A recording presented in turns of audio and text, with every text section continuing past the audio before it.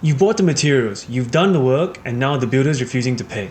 Every subcontractor's worst nightmare. Hi, I'm Kevin from Cornerstone Estimating, and in this video, I'm going to show you exactly what you need to do to protect yourself, recover your money, and to stop this from ever happening again. Step 1. Stay calm and in control. Always remain calm, factual, and professional. When you lose your temper and send an aggressive email, you weaken your credibility and reasonableness. I've seen subcontractors do this before, and it never goes well for them. It makes the builder less willing to negotiate a fair outcome and increases the chances that lawyers will get involved earlier. After which, you can forget about any fair or private resolution to the matter. Ultimately, the person who stays composed and maintains solution-driven collaboration is the one who will be taken far more seriously. And you want the courts to lean towards your version of the event. Step 2. Ensure payment claims are valid under SOPA. Make sure your payment claim includes the following. Number 1, reference date. That's the date you're actually allowed to make a claim under the contract. If your contract doesn't specify a specific reference date, it's usually the day you first start work and then 20 business days after that. Number 2, the SOPA wording. Make sure your claim includes the following wording clearly. This payment claim is made under the Building and Construction Industry Security of Payment Act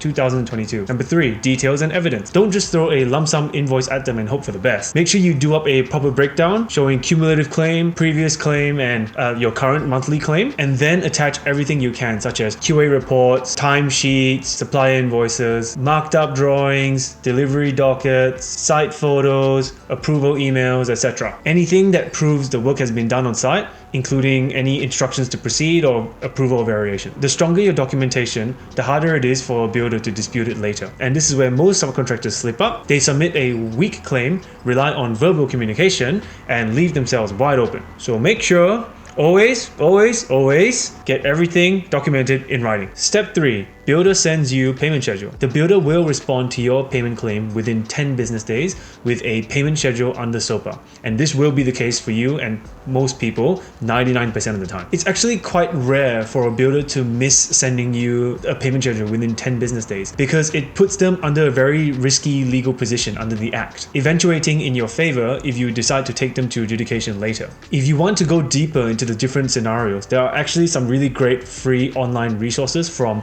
Adjudication Today or Rialto Adjudications. It's definitely worth a look. I've linked their websites in the description box below. They're not sponsoring me. I just think that their resources are very valuable, and yeah, check them out. Step 4. You dispute the payment schedule. If you followed all the previous steps correctly up to this point, your payment claim submission will be heavily supported by facts and evidence. So in theory, there shouldn't be any difference between what you've claimed and what the builder has scheduled. However, if there is still a difference, you're now in a very different and favorable position because you can easily pick apart the builder's payment schedule line by line. And I'll show you how to do this right now. Number 1, match every deduction to evidence. So if the builder has scheduled that work hasn't been complete or is not approved, you can back it up with photos, QA sign-offs, email instructions, email confirmations, or delivery dockets. Number 2, identify any excuses that are legally irrelevant. Oh, we haven't been paid by the client, so we can't pay you. Or the owner has rejected our claim, so we can't pay you, which all means nothing under SOPA actually. Number 3, look for procedural mistakes or inconsistencies in their schedule. For example, did they provide proper reasons or supporting evidence for why they're withholding payment? If their explanation is vague or incomplete, adjudicators will often disregard it. Number 4, document every contradiction. Note any contradictions or conflicting information to previous emails or instructions. It's common for the builder's site staff to not communicate and not coordinate with their site management staff, and adjudicators will often notice these inconsistencies. I'll tell you a funny story. I'm currently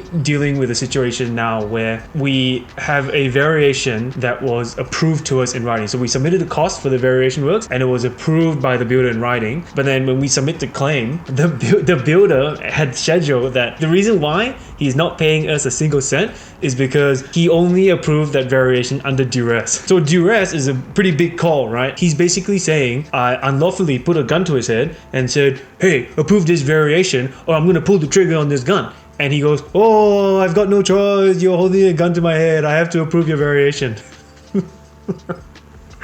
So once you compile all this information and you write back a nice email that's factual and just in response to their payment schedule, it can go one of 2 ways. Number 1, they completely ignore your email, your phone calls, and your responses, and they're actually allowed to just ignore you because under the Act, they're only required to give you a payment schedule, which they've already done. So it's like, whatever, right? They're not obligated to revise your payment schedule even though you're correct or even to respond to you at all. And the other way it will go is you apply for adjudication. Step 5, adjudication application. This step alone deserves its own video, but I'll try to summarize it here. Number 1, choose an authorized nominating authority. Download their adjudication application form on their website. I like to use Adjudicate Today or Rialto Adjudications. They're both pretty good, and yeah, if you have any questions, you can just call them up. Number 2, prepare your submission. The adjudication application form will set out what you need to prepare and what you need to compile, and usually includes the completed application form, your original payment claim, the builder's payment schedule, a copy of the signed contract, any and all evidence like photos, QA reports, timesheets, delivery dockets, emails, marked up drawings, marked up details, etc., and a short write-up submission for each of the reasons for underpayment. Number 3, lodge and serve. Email the full application and all of the paperwork that you've compiled to the ANA, and also CC the builder when you send that same correspondence. Number 4, what happens next? The ANA will then appoint an adjudicator who will then accept your application in writing. The builder can then respond to your adjudication application within 5 business days, after which the adjudicator will review the submissions from both parties and will issue his adjudicator's determination within 10 business days from the date you receive the payment schedule. Number 5, if you win, the builder must pay the adjudicated amount within 5 business days of the adjudicator's determination or by the contractual due date. If the builder doesn't pay by the earlier of those 2 deadlines, you can request an adjudication certificate and register it in court to enforce payment. Always remember, SOPA deadlines and SOPA compliance is extremely strict. Even 1 day late or even 1 day early can void your claim, and that has happened before. So keep your application clear, organized, and evidence-backed, and don't include any new claims or new evidence that wasn't included in your original payment claim. Step 6, notice to suspend works. So at the same time as step 5, if you haven't been paid by the due date, SOPA gives you the legal right to suspend work. You issue a written notice of your intention to suspend works, and after 3 business days, you can lawfully stop work without breaching your contract. Stopping works is actually one of the most powerful tools you can have, and doing it under SOPA not only protects you from liquidated damages and breach of contract, but it also puts massive pressure on the builder. The builder still has their own head contract program to meet, and their liquidated damages penalty amounts are far higher than yours. I've got a simple template that I use for these notices for my clients. I've just linked it in the description box below. It's free, have it. If you're in a situation like this where you've done the work and the builder isn't paying you, don't sit around hoping that it'll fix itself. The Security of Payment Act is there to protect you, but only if you comply to it and know how to use it properly. If you found this video helpful, hit that like and subscribe button. I make videos like this to help subcontractors with all of their commercial work and protect them commercially and make sure they get paid what they're owed. If you need help preparing a claim, submitting a notice, or applying for adjudication, get in touch with us on our website in the description box below, and we'll make sure you get paid what you're owed. See you in the next video.